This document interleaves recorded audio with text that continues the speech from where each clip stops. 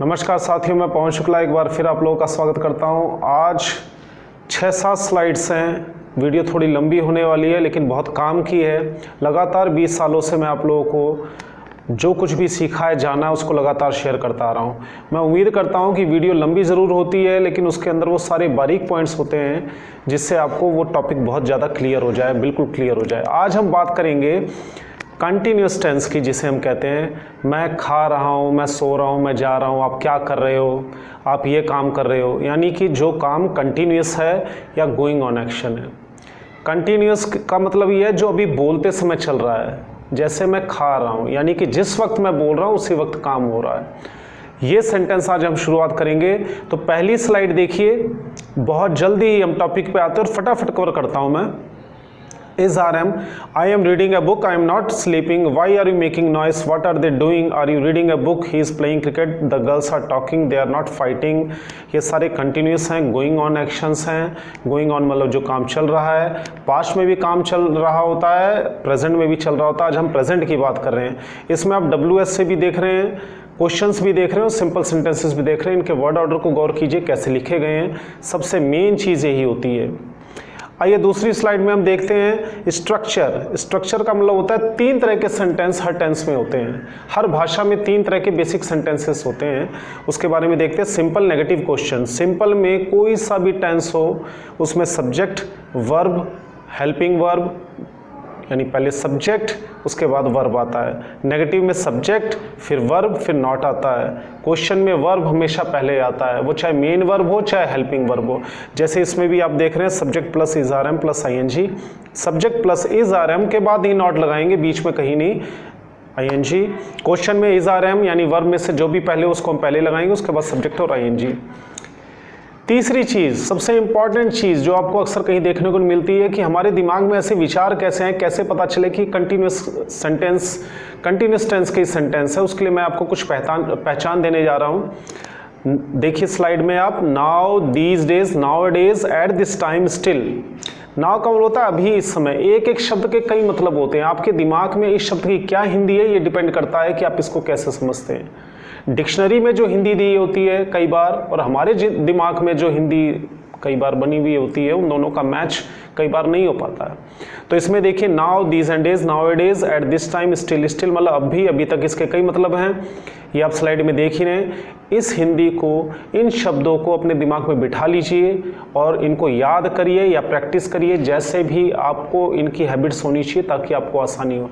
जैसे ही कंटिन्यूस की बात होगी, ये शब्द आपके दिमाग में आने चाहिए, या यूँ कह लीजिए कि ये वर्ड्स जैसे आपके दिमाग में आए तो कंटिन्यूस आपके दिमाग में आना चाहिए। कंटिन्यूस टेंस की बात कर रहा हूँ मैं। Tense means correct form of the verb. Tense means about action verb, time and level of action, कि काम हो रहा है, हो चुका है, होता है या कितनी देर से चल रहा है। ये जानकारी हमें वर्ब की फॉर्म से पता लगती है, जिसे हम टेंस कहते हैं। आइए देखिए वर्ब के साथ ING कैसे, अगली स्लाइड में, 4th स्लाइड में देखते हैं। प्ले, राइट, रीड, स्पीक और लर्न के साथ देखिए कैसे ING जुड़कर एक नया शब्द बना है। Play plus ING, playing. Right जमा ING, राइटिंग। रीड जमा ING, रीडिंग। इस तरह से आप किसी भी वर्ब के साथ ING लगाकर उसको एक नया रूप देंगे, जैसे प्ले प्लस ING और प्लेइंग। इसी तरह से इनकी स्पेलिंग की जो प्रॉब्लम होगी वो आप धीरे धीरे सीख जाएंगे, क्योंकि बहुत सारे शब्द ऐसे हैं जिनके साथ, जैसे राइट के साथ ई लगा हुआ है, फिर भी हमने वो ई हटा दिया। ये एक लंबा टॉपिक है, ये प्रैक्टिस करने के साथ ही आएगा, फिर भी मैं कोशिश करूँगा कि आपको आने वाली वीडियोज़ में बताऊँ। आइए नेक्स्ट टॉपिक जो है उसके बारे में देखते हैं। वर्ब प्लस ING और हिंदी। देखिए इंग्लिश में, इस स्लाइड में आप देख रहे हैं, सिर्फ इंग्लिश में ही नहीं, हिंदी में भी हम वर्ब के साथ कुछ वर्ड लगाते हैं, वर्ड्स लगाते हैं। जैसे रहा हूँ, चुका हूँ, ता हूँ, ऊँगा, रहा था।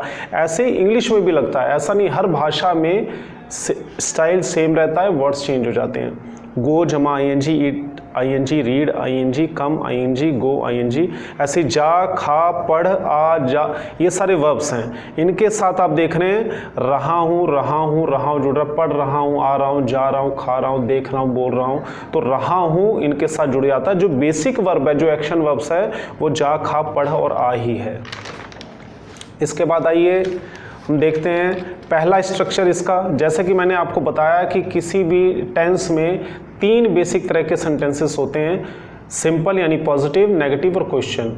तो पहले सिंपल का हम फॉर्मेट देखते हैं। सिंपल कहीं भी टेंस में कोई भी सेंटेंस होगा तो उसमें सब्जेक्ट सबसे पहले आएगा, उसके बाद वर्ब आएगा, या अगर हेल्पिंग वर्ब है उसमें तो सबसे पहले सब्जेक्ट आएगा, फिर वर्ब, हेल्पिंग वर्ब आएगा, फिर एक्शन वर्ब या मेन वर्ब आएगा। तो आइए देखते हैं। I, we, you, they, he, she, ये आपको पहले की वीडियोस में बताया जा चुका है कि सब्जेक्ट और वर्ब का क्या तालमेल होगा, इज, आर, एम कौन से सब्जेक्ट के साथ लगेगा। जो बेसिक सब्जेक्ट्स हैं वो I, we, you, they, he, she होते हैं, जिनका हम यूज़ बार बार करते हैं, सेंटेंसेस में बार बार आते हैं।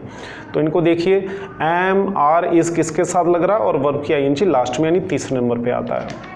ये था फॉर्मेट सिंपल का। नेगेटिव का देखते हैं, इस स्लाइड में आइए देखते हैं नेगेटिव सेंटेंस कैसे बनाते हैं, उसका वर्ड ऑर्डर क्या होता है अगली स्लाइड में। I, we, you, they, he, she, इनके साथ एम, आर, इज कैसे लग रहा है और इनके लास्ट में आईएनजी कैसे लग रहा है, इसके बारे में आप जान सकते हैं।